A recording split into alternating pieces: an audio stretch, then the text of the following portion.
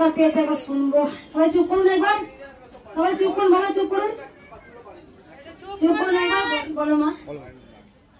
আমার 4 মাস আগে নাকের অপারেশন করতে বলেছিল ডাক্তার আমাকে বললো 35,000 টাকা খরচ।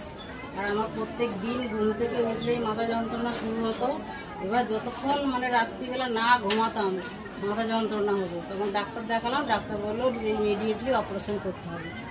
এবার আমি মায়ের নাম জপ করেই গেছি, মায়ের নাম করে আমার আর নাক অপারেশন করতে হয়নি। শুনতে পাচ্ছ?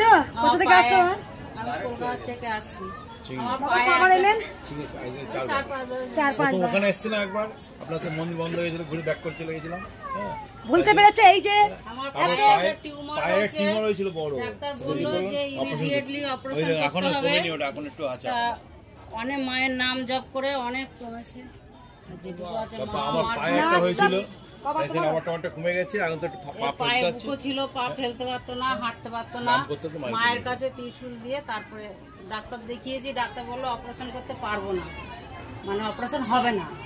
তখন মায়ের কাছে এসে ত্রিশূল দিয়ে 4বার হলো, মাকে এটা আমি দিলাম। আমার বাবা হলো এইখানে দেখো, আমার পায়ে একটা টিউমার হয়েছিল, হাত বাবার হয়েছিল, মায়ের জন্য স্বামী স্ত্রী হয়েছিল। আর আমার বাবা খুব অসুস্থ, আমার বাবা ডাক্তার বলেছিল আর বাঁচবে না।